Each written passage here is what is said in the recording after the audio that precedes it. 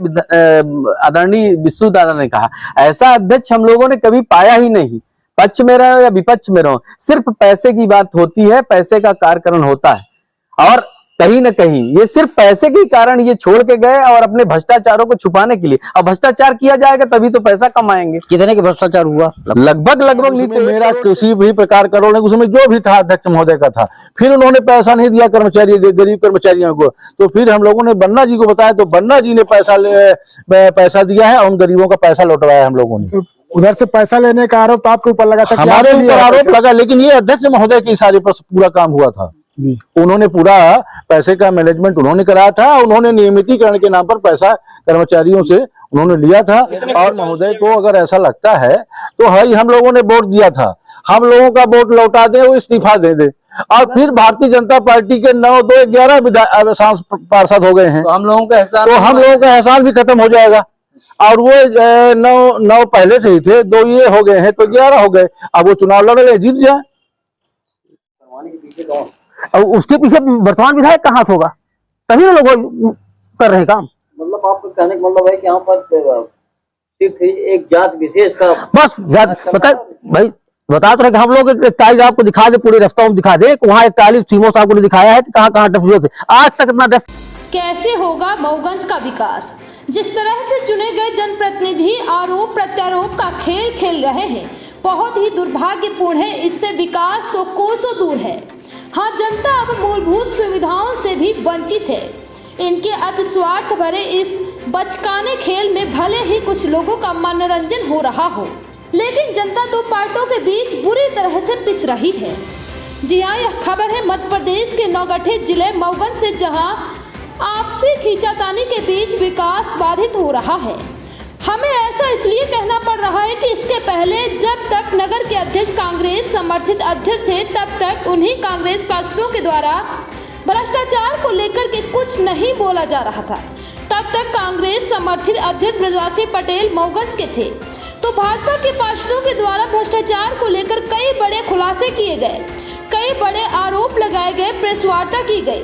लेकिन जैसे ही नगर अध्यक्ष मऊगंज ब्रजवासी पटेल भाजपा समर्थित अध्यक्ष बन जाते हैं, तो कांग्रेस के पार्षदों द्वारा भी यही आरोप लगाया जा रहा है कि नगर परिषद मऊगंज में भ्रष्टाचार किया जा रहा है।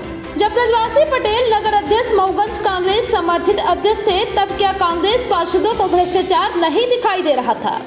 जब भाजपा के पार्षदों के द्वारा भ्रष्टाचार का उजागर किया जा रहा है, तब कांग्रेस पार्षदों द्वारा यह कहा जा रहा था कि झूठा आरोप लगाया जा रहा है। लेकिन अब कांग्रेस पार्षदों के द्वारा भ्रष्टाचार का आरोप लगाया जा रहा है। क्या मऊगंज का विकास इसी आपसी खींचतान के बीच रुका रहेगा, बाधित रहेगा?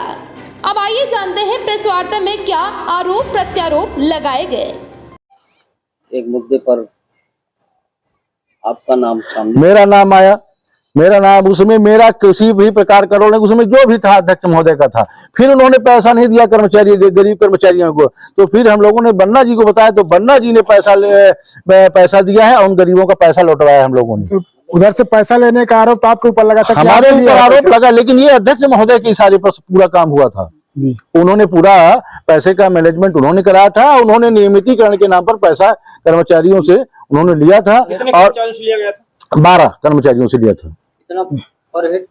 50 उनके आदेश पे, और उनके आदेश से सब हुआ था। उन्होंने लिखित में प्रमाणित भी है। और सब जो है तो पूरी तरह से जो है तो इन्होंने फिर नगर परिषद में अब तक का ये सबसे बड़ी बात है कि कर्मचारियों नियुक्ति के लिए पैसा लिया गया, नियमितीकरण के लिए इतने बड़े राशि में।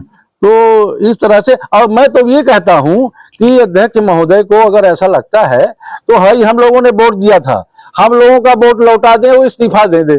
और फिर भारतीय जनता पार्टी के 9, 2, 11 पार्षद हो गए हैं, तो हम लोगों का एहसान भी खत्म हो जाएगा। और वो 9 पहले से ही थे, 2 ये हो गए हैं तो 11 हो गए। अब वो चुनाव लड़ ले, जीत जाए। हम लोगों को कोई उनसे अपेक्षा नहीं रहेगी, कभी भी अपेक्षा नहीं रहेगी। लेकिन नगर के विकास के लिए हम लोग संघर्ष करते रहे हैं और संघर्ष करते रहेंगे। विकास में अगर कहीं दिक्कत आएगी तो हम लोग अपने और अपने नेता के साथ हम लोग संघर्ष करेंगे। अधूरा डिवाइडर पड़ा है, यही तो बात है कि यहाँ नगर में कोई काम पूर्णतः नहीं है, पूरा अधूरा है, चाहे डिवाइडर हो, चाहे रोड हो, चाहे पेपर ब्लॉक हो। भाई हमारे नगर की टाउन प्लानिंग ही नहीं है कि हमको वास्तव में नगर में कैसे रोड बनानी है, कैसे पोल शिफ्टिंग करना है, कैसे नाली बनानी है, कैसे पाइपलाइन ले जाना है। जब हमारा कोई रोड मैप नहीं है तो बताइए ये समस्या आज नहीं। समझ तो आप लोग उनके पीआईसी थे और तो जहाँ पीआईसी में तो हमने गलत काम का, एक बात सही है कि जब हम लोग साथ में थे हम लोगों ने सही काम का सहयोग किया और गलत काम का हम लोगों ने पूरी तरह से विरोध किया। हम लोगों ने कहीं भी गलत काम करने का प्रयास किया और न ही हमारे ऊपर अभी तक किसी प्रकार का 1999 से लेकर मैं आज तक सदस्य हूँ, किसी प्रकार का दाग नहीं लगा। इनके साथ रहने का दाग जरूर लगा, इनके साथ रहने का दाग लगा है और उसको हम लोग भोग रहे हैं। नगर परिषद में वर्तमान में जो स्थिति है उस पर क्या कहें, जिस तरह की अराजकता है यहाँ पर? संभावित नहीं, ये पूर्णतः सत्य है कि जब किसी चीज़ को बल मिलता है, संरक्षण मिलता है, तो उस पर अराजकता हावी हो जाती है। नगर परिषद में इस समय आपको संदर्भित है कि बिजवासी पटेल जी अध्यक्ष हैं और उनके संरक्षक प्रदीप पटेल जी हैं, तो ये तो निश्चित तौर पर अराजकता फैलेगी। उन्हीं के संरक्षण में सारे कार्य हो रहे हैं। तो क्या आपके कहे के अनुसार विधायक चला रहे हैं नगर परिषद? बिल्कुल नगर परिषद विधायक जी चला रहे हैं। नहीं तो ये बताइए सुबह 10 बजे से और मतलब 9 बजे रात तक कोई बैठ के किसी व्यक्तिगत कारण से कोई पेमेंट कराने के लिए जाता है क्या? ये एक अराजकता है, एक मतलब इसके लिए शब्द नहीं है मेरे पास, क्या कह दूं। और हमारे सुखेंद्र सिंह बन्ना जी थे, उस पे क्या कहना चाहेंगे? देखिए क्या है कि जमीन वार्ड नंबर 10 में एक रोड बनाई जा रही है। हमको बात पता लगा कि अशोक पटेल नाम के कोई व्यक्ति ने जमीन खरीदा है और कितने लोग उसमें शामिल है इसको पूरी जानकारी नहीं है। लेकिन जहाँ रोड बननी चाहिए, जहाँ पब्लिक है वहाँ रोड बननी चाहिए। जहाँ पब्लिक नहीं, मात्र क्या कहते हैं इनको, माफियाओं को, माफिया जहाँ राज है, माफियाओं, भूमाफिया तो उस चक्कर में आके पूरी प्रशासन उस जमीन को रोड बनवाने में लग गया। और यहाँ चाहिए वास्तविक पब्लिक है, जनता है, वहाँ किसी को दिख नहीं रहा है कि हाँ क्या व्यवस्था है।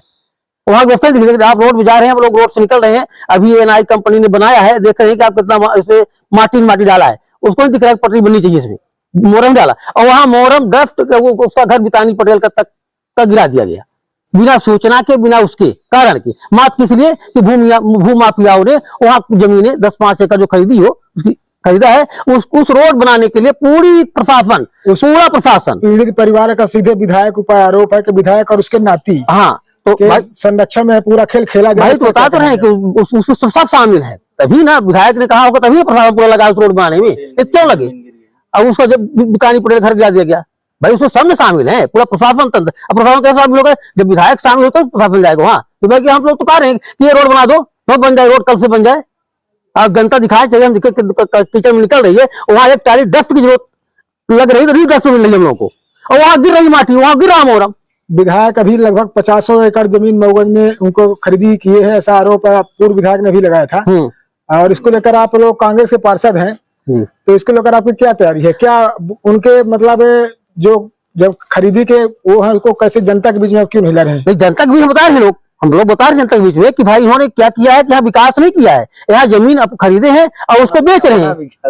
अभी हमारे बगल में पिपरी भी किसी ने बोर्ड लगा दिया है, और वहां पर क्या है कि स्मशान घाट था हरिजन आदिवासियों का, आपको दिखाएंगे चल के फील्ड में, वहाँ हरिजन आदिवासियों का स्मशान घाट था। आधी जमीन में आधी खाली थी, मिथिला तिवारी के लड़कों की थी, एक ज्ञानेंद्र की और लाल जी की। उन्होंने किसी व्यक्ति ने उसका एग्रीमेंट करा लिया, ठीक है। अब व्यक्ति है रीवा का और पटेल जी है, जो हो रहा है पटेल जी लोग कर रहे हैं, तो पटेल विधायक है, पटेल के इशारे पर पूरा कार्यक्रम चल रहा है, विधायक जी के इशारे पर टोटल जितने लोग हैं। मतलब आप कहना चाहते हैं कि अब बताइए हमारे गांव में स्मशान घाट की जमीन आपको चल के दिखा दे, वहां अभी भी गगरी सब पड़ा हुआ है। एक दिन वो आदिवासी जाने हैं तो उसको रोजे भी हैं, एक दिन फिर रोज के रोजे जब तो पुल गिरा दिया गया जेसीबी से, पुल रोजा है उन्होंने। एक दिन वहां पर बड़ी वारदात की संभावना है। आप